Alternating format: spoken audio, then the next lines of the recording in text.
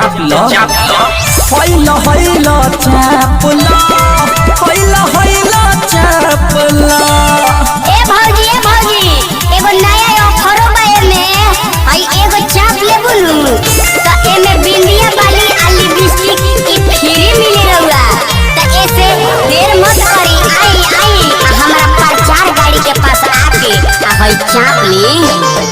बिंदिया वाली free bowel lipstick चापलो गोरी तू हिला दे बुडिस्टिक होइलो होइलो चापलो।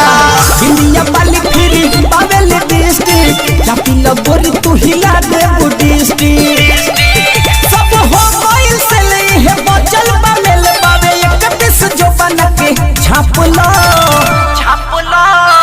होइलो होइलो होइलो होइलो होइलो होइलो चापलो होइलो होइलो अरे चापलो ना होइलो होइलो चापलो होइलो होइलो चापलो।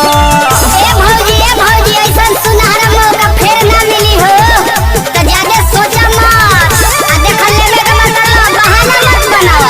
हां भले पहले नाप लो ओकरा बाद चाप लो त ऐसे सोचा मत आवो आ भाई चाप लो। लेबे के बतले लो कोरोना बहाना बेचत बाड़े अशोका सिकाना होइलो होइलो चापलो। लेबे के बतले लो कोरोना बहाना बेचत बाड़े अशोका सिकाना कहलो कि रजाए कर ले लो मजाई मोइल बात होई तनी साफ लो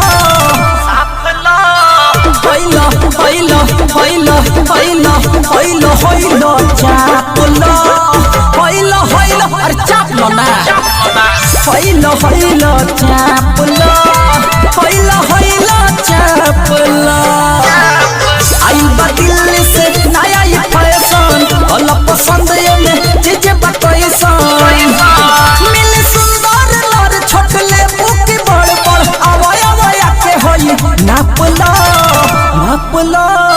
होइलो होइलो होइलो होइलो होइलो होइलो चापलो होइलो होइलो चापलो होइलो होइलो चापलो होइलो होइलो अरे चापलो।